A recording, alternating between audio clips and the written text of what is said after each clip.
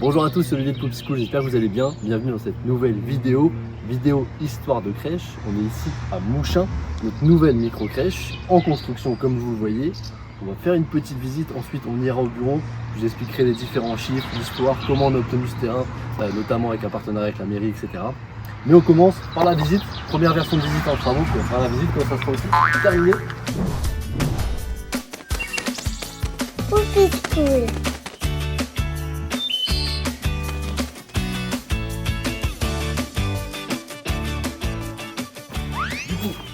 Ici c'est l'entrée. Maintenant à l'entrée on a la petite salle de pause, on va commencer par ça. Donc salle de pause avec le toilette qui est attenant, etc. Super lumineux, comme ça l'équipe peut aussi prendre une pause tranquillement. En face de ça on a le bureau. Juste ici pareil, lumineux, on a des fenêtres qui vont jusqu'en bas, on peut les ouvrir en haut, mais avec un soubassement qui est vitré pour amener un maximum de lumière. On a l'entrée. Donc au fur et à mesure, on gagne en expérience. Là, on prévoit maintenant le petit écart, etc. pour mettre notre meuble d'entrée qu'on fait avec des meubles de cuisine Ikea qui seront ici tout en bois. On a un accès directement à la salle de vie, donc avec une porte qui va être vitrée. Salle de vie qui est super lumineuse, elle est bien en rectangle, etc. C'est l'avantage vu qu'on fait une construction. On peut faire comme on le souhaite. Ici, du coup, on a la lumière de chaque côté. Une super grande baie vitrée qui va être directement sur le jardin. On va y aller juste après. Et de l'autre côté, du coup, du bâtiment, on a les deux dortoirs qui vont être juste attenants ici, avec à chaque fois des volets de chaque côté pour pouvoir tout simplement mettre dans la pénombre les enfants.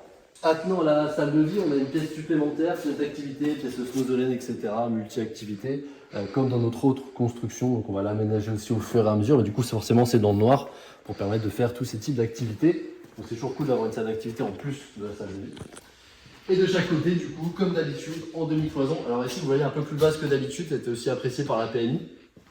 On a ici le côté cuisine, donc avec la livraison alimentaire qui peut venir directement de l'entrée. Et simplement la cuisine. C'est marrant, ça paraît toujours petit quand on est au début, mais quand vous verrez quand ce sera aménagé, tout rentre et c'est super fonctionnel. Et de l'autre côté, du coup, les dernières pièces, on a la salle de change.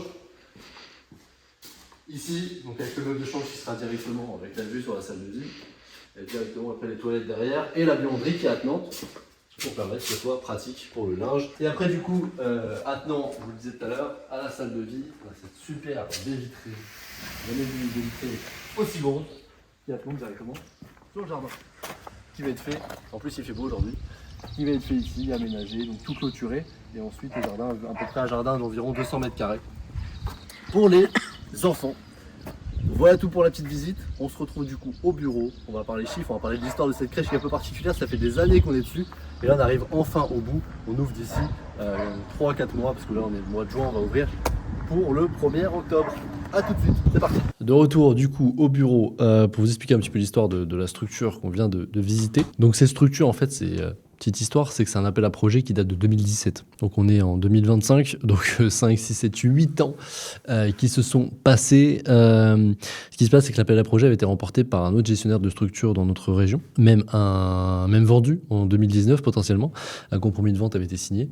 Et en fait, ensuite, il a été refusé parce qu'ils n'arrivaient pas à se mettre d'accord par rapport au permis de construire et surtout à créer des logements au-dessus. Je pense pour y habiter aussi, pour réduire les frais, etc. Et ça a été compliqué et en fait on est dans une ville où l'opposition a une part aussi importante dans le conseil municipal, ce qui fait que ils étaient assez bloquants sur le sujet a priori. Ce qui s'est passé, c'est qu'en 2021, nous on faisait construire notre éco-construction à nos mains, donc vous avez la vidéo sur YouTube avec notre architecte. Notre architecte nous a parlé en fait de ce projet potentiellement de la mairie de changer de personne, de gestionnaire. Il nous a fait rencontrer le maire du village, il a pu être assez convaincant pour relancer un nouvel appel à projet pour récupérer tout simplement ce projet-là et le mener à bien. Donc ça c'est 2021, sortie Covid également, donc un peu forcément une situation compliquée, en tout cas pour les précédents gestionnaires. Et du coup on récupère suite un passage en conseil municipal le projet avec tout simplement un compromis de vente avec des dates précises pour lancer le projet. Sauf que tout prend plus longtemps que prévu au travers du financement, au travers de la disponibilité aussi, que ce soit des artisans, le dépôt du permis de construire, etc. Bref, ce qui fait qu'aujourd'hui, on s'est retrouvé en 2025 à lancer la construction en tout début d'année. Construction du coup ossature bois. où ce qui est bien, c'est qu'on a fait... Alors la dalle, on l'a fait un petit peu plutôt en fin d'année 2024. Et ensuite, les murs ont été montés en février.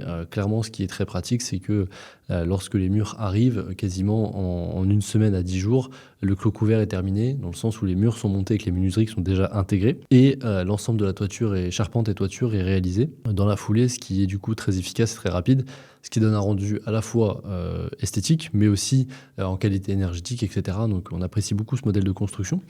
Donc là, concrètement, ce qui nous reste, c'est ponçage, peinture, sol, clôture extérieure, gérer le jardin, le parking, etc. Là, sur le rétro-planning, concrètement, on est sur le bardage qui va être fait en juin. Première semaine, le ponçage également, ponçage peinture qui est fait cette semaine. D'ici une quinzaine de jours, on reçoit les sols. Les sols seront posés parce que l'intérieur sera peint. Le bardage va être posé. Suite au bardage, on va pouvoir lancer le parking et un renivellement des terrains, l'installation de la clôture, finition des clims.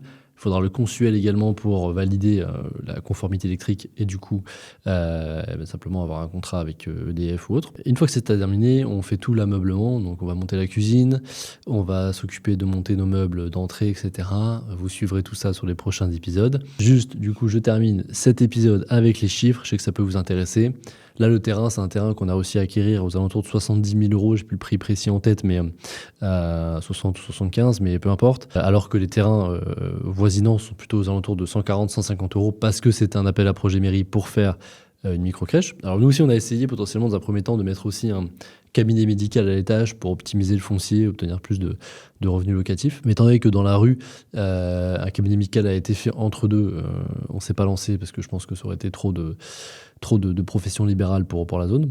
Donc on a fait uniquement à plein pied, parce qu'on ne pouvait pas faire de logement à l'étage, ça a été refusé. 70 000 € de prix d'achat, donc une économie de quasiment 50%, 40% à peu près par rapport au terrain voisinant. On a eu 235 000 € de grosses œuvres, 25 000 € de frais d'architecte, de suivi de projet, 80 000 € de secondes œuvres. On ajoute un petit 10 000 € entre peinture, clôture, etc.